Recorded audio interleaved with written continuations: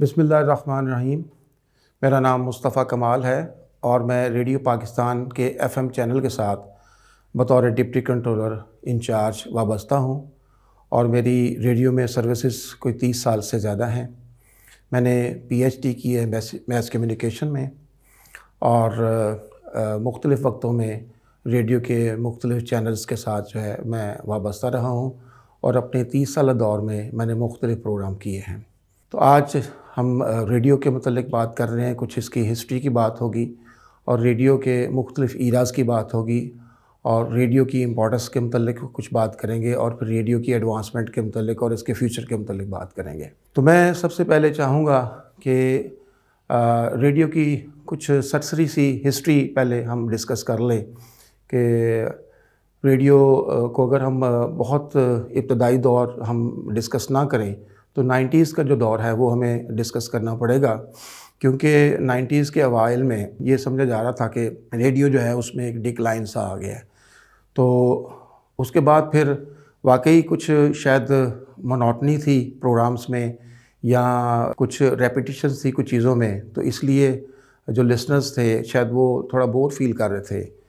तो ये मैं समझता हूँ कि जो एफएम का ट्रेंड है और एफएम का ट्रेंड सेट किया 100 ने 95 में, तो एफएम के ट्रेंड की वजह से रेडियो को एक लिहाज से नया एक दौर मिला और एक यूँ समझे कि नई ज़िंदगी मिली और लोग दोबारा जो हैं वो रेडियो की तरफ लौट आए।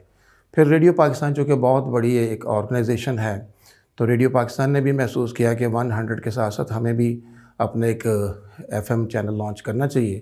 चुनांचे 98 में फिर 101 का चैनल जो है लॉन्च हुआ और फिर वो ज़ाहिर है कि वो मार्केट में कंपटीशन होता है, तो उस कंपटीशन को मीट करने के लिए भरपूर कोशिश की गई और उसमें कामयाबी भी हुई और अल्हम्दुलिल्लाह मैं ये कह सकता हूँ कि इस वक्त एफएम चैनल जितने भी हैं रेडियो पाकिस्तान के, वो बहुत कामयाबी से ब्रॉडकास्टिंग का अपना जो सफ़र है जारी रखे हुए हैं और हमारी जो लिसनरशिप है वो बहुत बड़ी तादाद में है और रेडियो पाकिस्तान के मुख्तलिफ़ चैनल जो हैं पॉपुलर चैनल हैं। तो इस तरीके से हम ये कह सकते हैं कि एफएम के आने की वजह से रेडियो जो है उसका रिवाइवल हुआ। एक सवाल बतौर ब्रॉडकास्टर मुझे अक्सर सुनने को बाज़ औक़ात मिलता है कि जी रेडियो शायद अब कम सुना जाता है या उसकी पॉपुलैरिटी में शायद कोई कमी आई है। तो मैं ये समझता हूँ कि जो सवाल करने वाले हैं शायद उनका नॉलेज कम होता है, क्योंकि पॉपुलैरिटी में मेरे ख़्याल से कमी नहीं आई, बल्कि ये सवाल आम तौर पे वो लोग करते हैं जो ब्रॉडकास्टिंग से नाबालिग होते हैं, जो ब्रॉडकास्टिंग के मुख्तलिफ़ चैनल्स हैं उनकी इम्पोर्टेंस से जो लोग वाक़फ़ियत नहीं रखते वो ये आम तौर पर सवाल करते हैं। जब टीवी की आमद हुई 64 में, तो उस वक्त भी लोगों का ख्याल था कि शायद रेडियो जो है वो पॉपुलर इतना नहीं रहा। तो अगर गौर से देखा जाए तो टीवी भी एक लिहाज से रेडियो की एक एडवांस शक्ल है, चूँकि पहले सिर्फ आवाज़ थी और उसके बाद उस पर तस्वीर भी आने शुरू हो गई। चूँकि मैं कह सकता हूँ कि हवाई जहाज़ का सफ़र जब लोगों ने शुरू किया तो ट्रेन का सफ़र जो है वो ख़त्म नहीं हुआ, तो इसलिए तमाम मीडिया जो हैं उनकी इम्पोर्टेंस अपनी जगह पे मुसल्लमा है और वो सबकी अहमियत रहती है। दीगर मीडियाज़ की तरह मैं समझता हूँ कि रेडियो में भी एडवांसमेंट हुई और रेडियो को अगर मुख्तलिफ़ अदवार देखा जाए उसके जैसे एनालॉग सिस्टम, पुराना जो सिस्टम था रेडियो का, उसके बाद फिर इसकी डिजिटलाइजेशन हुई, फिर उसके बाद इसका जो एडवांस ईरा है वो मौजूदा ईरा जो है उसमें वेब रेडियो का दौर है। तो अगरचे पाकिस्तान में रेडियो की डिजिटलाइजेशन जो है वो उस तरह नहीं हुई जिस तरह दूसरे ममालिक में हुई, लेकिन इवन दैन जो सॉफ्टवेयर हैं वो अपडेटेड हैं और उनके थ्रू रिकॉर्डिंग और एडिटिंग का जो काम है बड़े आसान तरीके से किया जाता है। तो इस तरह मैं कह सकता हूँ कि रेडियो जो है वो उस अपना सफ़र जो है कामयाबी से जारी रखे हुए है और अगर हम देखें दूसरे ममालिक में रेडियो जो है उसकी इम्पोर्टेंस कितनी है, तो हम कह सकते हैं कि दूसरे ममालिक में रेडियो जो है बहुत अहमियत का हामिल है पाकिस्तान की तरह और मोस्ट ऑफ़ द पॉपुलेशन और मोस्ट ऑफ़ द एरिया जो है सिर्फ रेडियो कवर करता है। पहाड़ों से आगे, दरियाओं से आगे और नशरियात जो हैं वो शायद टीवी की या अखबारात की रसाई ना हो, लेकिन रेडियो की रसाई है। मुझे अपनी सर्विस के दौरान कुछ अर्सा शुमाली इलाका जात में गिलगित में काम करने का मौका मिला। तो लेकिन ये चूँकि 90s की बात है, तो उस दौर में शायद शुमाली इलाका जात में इतनी डेवलपमेंट नहीं थी।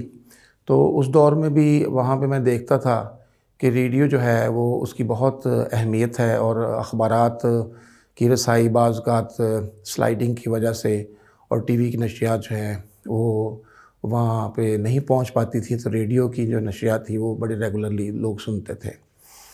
तो इसी तरह आगे अगर हम रेडियो के अगले सफ़र की बात करें, तो अब रेडियो जो है आहिस्ता आहिस्ता डिजिटलाइजेशन इसकी हुई। फिर उसके बाद इसको वेब रेडियो बहुत ज़्यादा ट्रेंड है। यहाँ पे नौजवान, बहुत से नौजवान हैं जिन्होंने अपने इंडिविजुअल सतह के ऊपर वेब रेडियो अपने कायम किए हुए हैं। तो इस तरह से मैं कह सकता हूँ कि रेडियो का जो फ्यूचर है एक सिक्योर फ्यूचर है, क्योंकि रेडियो जब आप सुन रहे होते हैं तो आप उसके साथ कोई भी काम कर सकते हैं।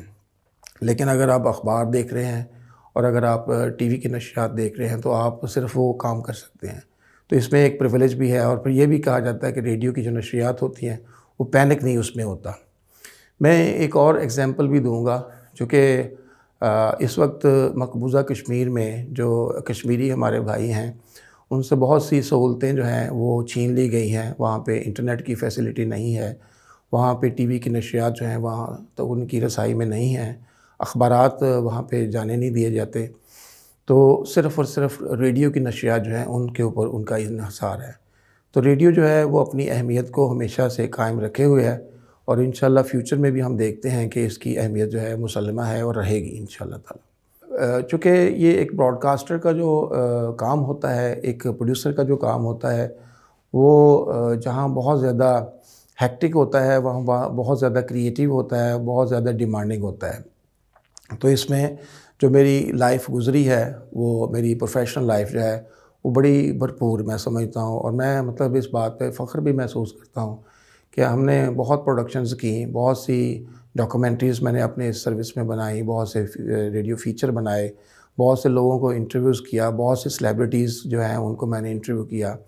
और हमारी जो सर्विस है और जो हमारी असाइनमेंट है वो कुछ इस तरह की होती है कि आज अगर हम फ़र्ज़ करें कोई एक दीनी प्रोग्राम प्रोड्यूस कर रहे हैं, तो हो सकता है कि कल हमें कोई फ़िल्म इंडस्ट्री का प्रोग्राम मिल जाए, तो उसको तो इसलिए कहते हैं कि प्रोड्यूसर जो है producer must be jack of all trades but master of none.